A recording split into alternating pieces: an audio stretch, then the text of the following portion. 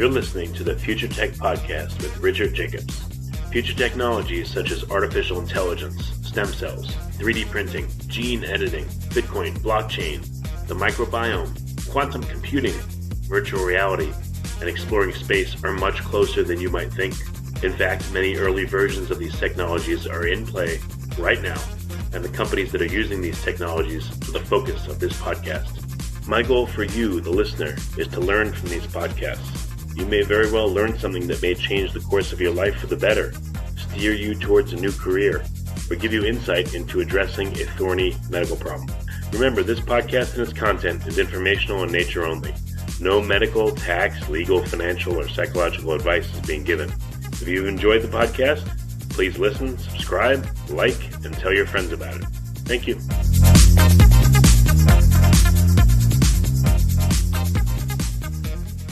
Hello, this is Richard Jacobs with the Future Tech and Future Tech Health podcasts. I have Rick Andrews and Mark Sampson. Rick is the CEO of Azitra, and Mark is the Chief Scientific Officer.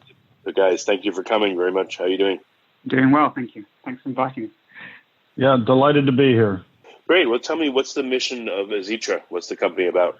Okay, well, Azitra is it's a medical dermatology company, and we're addressing serious skin disease.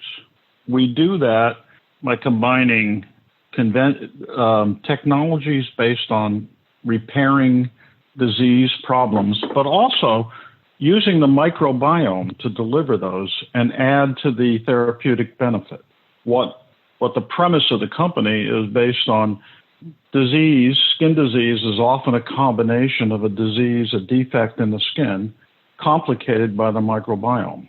Well, we found that we can use the microbiome to not only reduce those complications, but also deliver the therapy. So it's that combination strategy that has been so powerful in our research to date. And in the next couple of years, we're going to see it in the clinic. We're pretty excited. So what are some of when you say skin diseases, what are some of the ones that you work with? And then we'll get into the microbial method of assisting them. Okay, so the key diseases, and I'll ask Mark to jump in here too, but the first disease that we're going to be targeting is a disease that's based on a missing protein. So this is Netherton syndrome. Netherton syndrome is an orphan indication where infants are born missing this protein LecT. LecT helps regulate the rate of loss of skin. In the absence of LecT, these children suffer terribly from skin loss.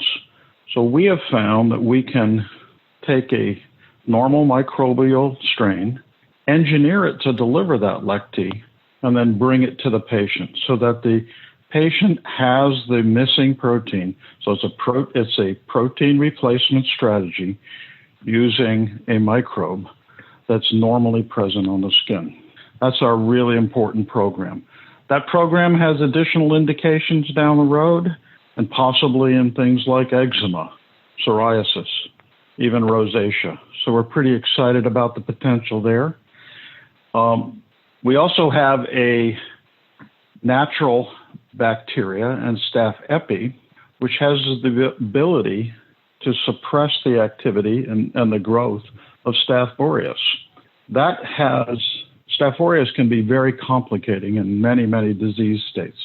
So, for instance, in chemotherapy, patients often have chemotherapy which damages the skin. EGFR inhibitors is a classic example of that. And in this case, if the Staph aureus presence, what happens is you get a very, very serious rash. So by a simple topical treatment, we can prevent the growth of Staph aureus and then eliminate or reduce the severity of the rash. So those are the really big programs that are coming up, and then we see a big future. But Mark, did you have any additional comments on that? I know you've got lots of things on your mind, and you've got a lot of programs in development. Yeah, sure. So really, just first of all, to support what Rick said, is that for us, it's just the ability to engineer strains to change the imbalance that occurs on skin to either treat infections caused by Staph aureus, which is a pathogen associated with a number of different skin diseases, but also the ability to also deliver that in combination with delivering a therapeutic protein to actually treat underlying skin diseases. And as Rick said, an example of that would be Netherton syndrome, which is a serious skin disease which causes imbalance in the skin. And our goal is to take natural, safe, commensal organisms to deliver these proteins to treat diseases. Now, how do you physically actually do that? I mean, is it like a cream that you'd have to rub all over the skin, all over every part? Or can you locally apply it and it spreads throughout the skin? Yeah. Go ahead, Mark.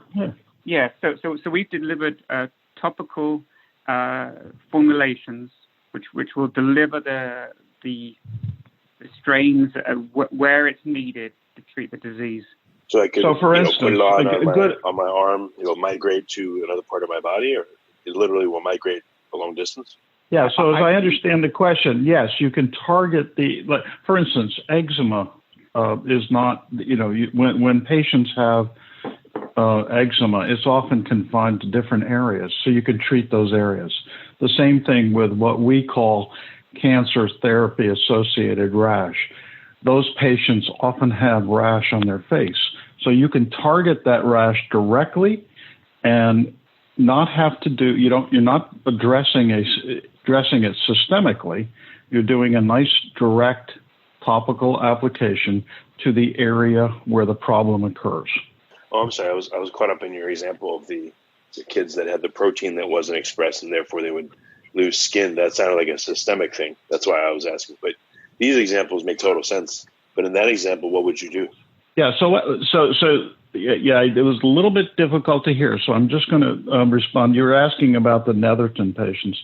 So these patients, as they grow older, so in about 10% don't survive birth, but the others will survive. Their skin stays, but the skin is always thin. And they, again, have large areas over time where that loss of the skin becomes very severe, and you will treat those areas. Okay, I see what you mean. I had misunderstood, thinking that how could you treat someone's entire skin if they had a problem? So that makes sense. Yeah, you don't have to treat the whole skin. You can treat the targeted area, and that's what's so important here. And we're not going to. This isn't going to be a definitive long-term genetically engineering the skin. What we're doing is we're solving the problem for the patient in their problem area. So why would microbes do the microbes produce the necessary substance, or do they attack other microbes that are competing for that same patch of skin? Like what are some of the mechanisms by which this works? Yeah, actually what you've highlighted there is two of the mechanisms. So one of the first ones is that there's lots of competition for different microbes on the skin. We use a Staph epi, which is a very normal skin organism. And that organism likes to live on the skin. Staph aureus is not a typical organism on the skin, and it takes advantage of skin damaging in the environment, and it'll grow when the skin is injured or damaged or the pH is changed on the skin. And the Staph aureus can take advantage of that and cause problems. By applying the Staph epi, you can suppress the Staph aureus activity. The second point is that you can then, with that same Staph epi, deliver the protein. And that will deliver it deeper into the skin, and it'll deliver it continuously. So you'll have the availability of the protein that can fix the problem, and the ability to ease the stress on the skin that comes from the natural commensal organism that we've selected. All right, that makes a lot of sense. In your view, what do the different areas of the skin look like in terms of their microbiome? Are there dozens or hundreds of species, or is it pretty threadbare with just a few that are responsible for most of the activity? Yeah, it's actually quite diverse. You get a variety. Staph epi is one of the most abundant, and it ranges in the 20 to 30 to 40% range sometimes. But you get a very diverse in a healthy microbiome on the skin, there's a diversity of skin, and you'll get maybe 1 million different bacteria per square centimeter of skin, and it's quite typical in a dysbiosis situation. Dysbiosis being that network is disrupted, and dysbiosis is when one strain, often a foreign strain like Staph aureus, takes an abundant role, and that causes problems. And I'm going to turn to Mark here because he's really my expert. I'll let Mark comment on that as well. Yeah, so part of our mechanism of action that's fundamental, as Rick said, is to bring back balance to the skin so that the skin becomes healthy by showing that our strains can outcompete harmful strains which cause dysbiosis and bring it back into balance. So it's that combination again of treating the disease by bringing balance and harmony to the skin, and also then in combination with that, delivering specific therapeutic proteins to actually treat the disease. Do you think that problems are starting inside the body and then migrating out through the skin, or do you think that the problems are happening where they're affecting the skin directly and the problem is just staying there? Yeah, that's a really interesting question, and you'll see there's probably a combination. But go ahead, Mark, and then I'll weigh in. Yeah, sure. So yeah, it's a good question. So when you think about certain diseases, for example, an example of that disease would be atopic dermatitis as a skin disease. You have an imbalance in the starting from the outside because the skin itself has a barrier dysfunction that's not functioning effectively, or because of genetic reasons, the skin is not as effective as it could be at protecting the body. So therefore, what happens is you get this barrier dysfunction, which then allows certain strains and other allergens to actually irritate the skin and cause the skin harm. So our goal is to basically prevent those harmful bacteria from driving the disease, but also to help repair the skin so that you repair that barrier dysfunction, which is part of the underlying cause. Yeah, and I think that's a really and what you see in the EGFR inhibitors, these are those cancer therapy. This is it's an important and very effective cancer therapy, but the skin has a lot of EGFR production and many EGFR receptors. When they're shut down, the skin is damaged. So that comes sort of from inside. The damage is generated by the chemotherapy agent itself, almost as a side effect of treating the cancer. And when that happens, the skin is damaged, and the outside world takes advantage of that. Makes sense. Right. Yeah. And I guess any insight into melanoma, for instance, or eczema? Yeah, you've asked a really, really important question. We can talk a lot about eczema, and in about a year, we're going to talk a lot about melanoma. But we're going to hold on the melanoma question for a little while. There's some really important information. There's some really exciting things happening in that space today, and there's some very important role for the microbiome in attacking the skin cancers. But let's talk a little bit about eczema, and there's really two effects there that Mark's going to tell you about in just a minute. It's the barrier dysfunction from filaggrin deficiency, which is present in eczema, but it's also the inflammatory response that occurs with the Staph aureus. And there's two different approaches that can be used there. And I'll let Mark talk about that. Sure. So as Rick said, one of the key underlying causes of eczema is the fact that you have this barrier dysfunction, which is caused and which has been widely reported by many different studies to be caused by a deficiency in filaggrin, which is a structural protein that's important for the maintaining the integrity of skin. So because of that, you have allergens and bacteria which can access important inflammatory cells in the skin, which then drives a inflammatory response, which then causes damage and inflammation, which leads to the underlying disease, and activation of not just what's called the innate, but also what's called the adaptive immune cells.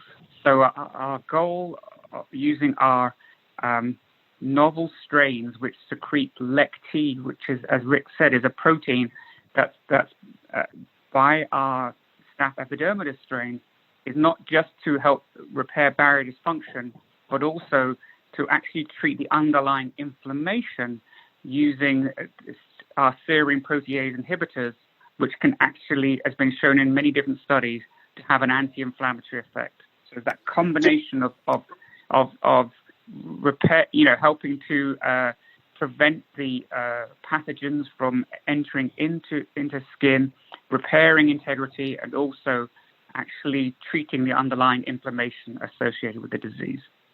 So why, in an example like this, why bacteria? Do they just have a longer residence time on the skin? Do they feed off elements that are on and around the skin, and that helps them perpetuate the necessary compounds that they're creating? Versus just an inorganic cream or something, or an organic cream with no bacteria in it. Yeah, that, again, a good question. This is sort of something I don't think the public really understands, is there's a lot of bacteria that live on our skin. Many of these species, the predominant amount of them, are actually very good for us. There's a good relationship between those bacteria and our skin. And that bacteria grows on our skin. It lives on the skin and actually can get just below the top surface of the skin. So it's part of our world. It's part of us. And it is that understanding that's come through in the last, I'd say last 10 years it really became known, but in the last 3 to 4 it's really been well understood how critical that bacteria can be for our systems and how we behave and how we act and how we react to the world. And so it's there. And you can, and what we've discovered is that you can also use it and make it even more potent and more useful. Does that help? Yeah, that helps. Have you guys tried fun experiments like sampling under the left armpit versus the right to see if there's different bacterial colonization, or the left ear and the right ear? I've always wondered if there's a big difference between the two. I don't know if you've ever looked at that. But there's not. That's a good, interesting question. I know that different. We could look. Mark, you may want to comment here. I don't know. We haven't looked carefully at one side versus the other. We know that it's very diverse. But go ahead. Yeah, I would say the answer is, in the short term, no. We haven't looked specifically left versus right. But as Rick said, it's very diverse. But the bottom line is your skin and my skin and Rick's skin all has in normal patients, the actual microbiome plays a very important role, working in tandem with the immune system to help protect against infection and to protect against pathogens. And really, when you look at something such skin diseases such as Netherton syndrome or atopic dermatitis, here you have an imbalance. So that balance that we all have, in our normal skin has changed, and that imbalance leads to the fact that you now can have these pathogens such as Staph aureus, which can then colonize. And so our goal, one of our goals, is to reset that balance so that our skin can work and our skin microbiome can work in combination with our natural immune system to help protect against pathogens and harmful bacteria. When you look at a localized condition like eczema or others, are the pathogenic bacteria always there, just in low numbers, but they become a lot greater when a dysbiosis occurs, or are they absent and they're only there when a dysbiosis occurs? Yeah, that's again a good question. Yeah, they're around, right? These pathogens, Staph aureus is abundant in our world, often in the nasal cavity, sometimes in the sinuses, and those are one of the reasons I think that you'll see the cancer therapy patients often having so much difficulty with their rash. That rash normally occurs right around the face. So not only is it a bad rash, it's in the worst place. And it's because Staph aureus is there, and it takes advantage of the environment. And what we're going to do is deny that environment to it so that it can't take advantage of it. So since everyone's different, how do you know what types of bacteria to apply? And how do you personalize this for people, or does it not have to be personalized yet? It's working across, a whole bunch of different people, let's say to treat eczema. Yeah, the personalization. So you look at the common species, okay? There's Staph aureus is quite common on almost everybody. And the isolates of Staph aureus Staph epi may vary by individual, but there's almost everybody has Staph epi.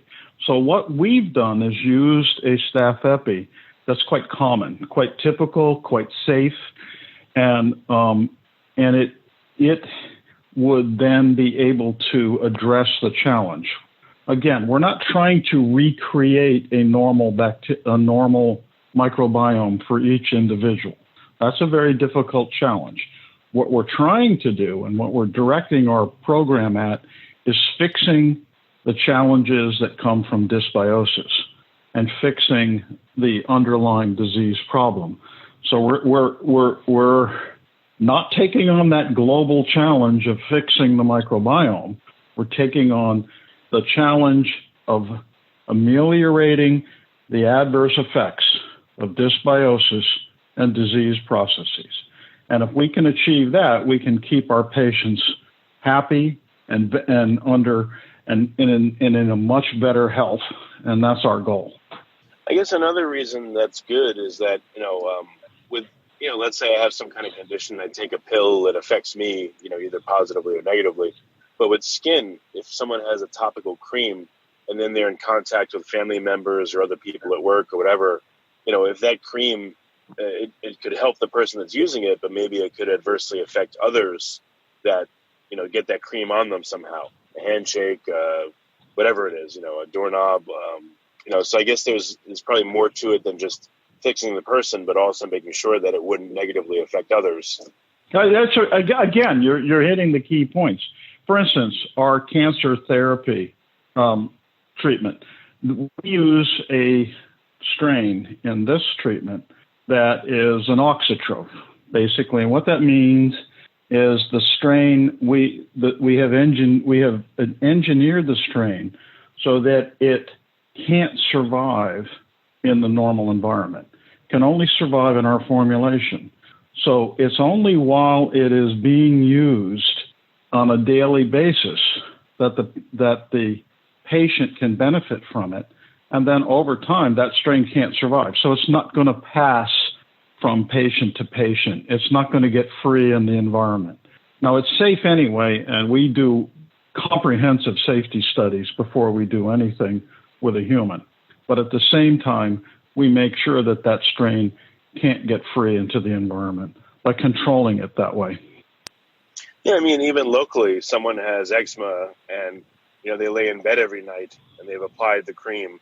You wonder, if the cream now is on the sheets and the sheets aren't washed every day, let's say, or even if they are, what if the cream stays resident and gives them a higher dose than anticipated because it's there even when they're not using it, or it, touches other areas of the body, where it wasn't intended. I guess you guys have to do a lot of careful engineering to account for effects like that. Oh, yeah. You have to count. You have to figure out exactly all those issues. You got to figure out what the potential dosing would be, what the residual would be, how it can spread, can it survive in the environment. Our strains don't survive well in the environment because of that competitive thing. But again, we build strains and the delivery of our proteins that have a very high therapeutic index. And then we keep the doses just enough to deliver it. So that's what the safety studies are about. That's what the FDA has asked us to deliver. And that's what we're committed to delivering, is to make sure under all of those conditions that what we're giving the patient is something that is safe. Yeah, no, I'm just, I guess as they come up in my head, I'm bringing up the issues that oh yeah, that's right. Oh yeah, I know that you've thought of them and all the safety protocols account for them, but I guess they're just coming into my mind as I think of them. So that's why I asked. Any? Yeah, no, I think it's important. It's important stuff. We think about survival. We think about movement. We think about transition. We think and we study it. So that's our job. Yeah. Any other? I don't know, in doing this research and this work, anything that you've learned that really just blows your mind about the microbiome on our skin? Any specifics? Yeah, every day something blows my mind. It is really amazing, and and I think we are only on the beginning or the first step of understanding where this can go, whether we can evolve or engineer strains that can help us fight off or resist mosquitoes that vector disease. The microbiome plays a role in both attracting and repelling mosquitoes. So can we fix that in such a way so that we can provide a strain that will help us resist mosquito bites? That's one of the programs that we're thinking about doing some work with the federal government on, and grant program. We also think about, and I think you touched on it earlier, skin cancer, the relationship between the microbiome and skin cancer. The researchers and the scientists that we work with outside of the company are really exploring some amazing things that are going on with how you can use that bacteria to kill cancer cells or prevent metastases.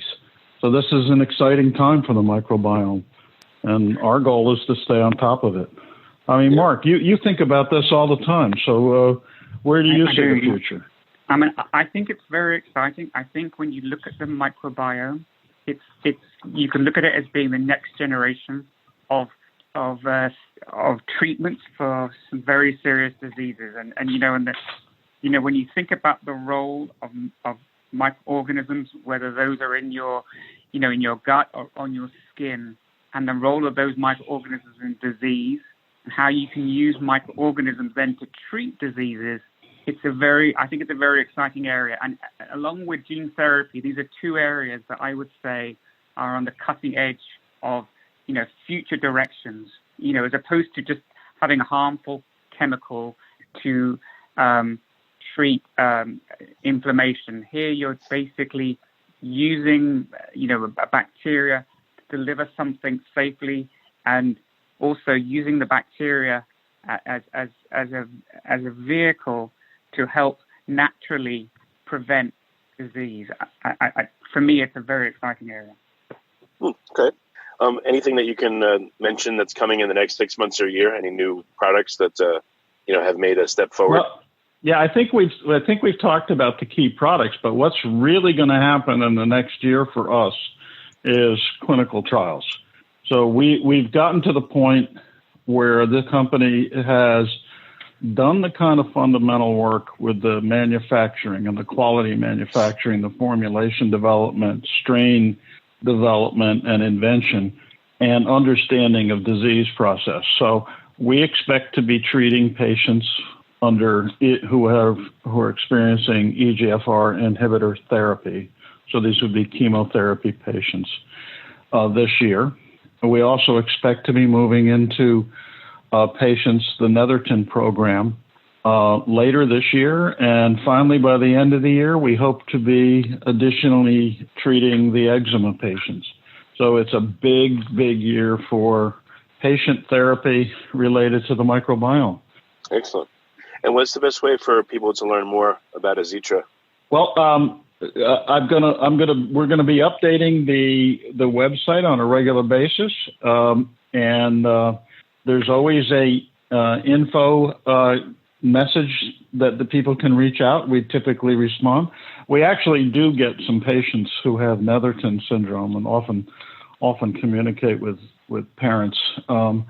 But we're happy to speak to people. We do speak at a number of conferences on the microbiome as well as medical dermatology, and we'll be doing more of that. And very soon there'll be some additional scientific journals where we're going to be doing publications.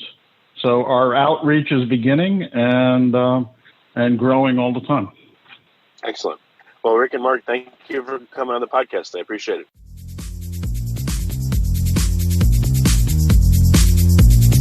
You're listening to the Future Tech Podcast with Richard Jacobs. Future technologies such as artificial intelligence, stem cells, 3D printing, gene editing, Bitcoin, blockchain, the microbiome, quantum computing, virtual reality, and exploring space are much closer than you might think. In fact, many early versions of these technologies are in play right now, and the companies that are using these technologies are the focus of this podcast. My goal for you, the listener, is to learn from these podcasts. You may very well learn something that may change the course of your life for the better, steer you towards a new career, or give you insight into addressing a thorny medical problem. Remember, this podcast and its content is informational in nature only. No medical, tax, legal, financial, or psychological advice is being given. If you've enjoyed the podcast, please listen, subscribe, like, and tell your friends about it. Thank you.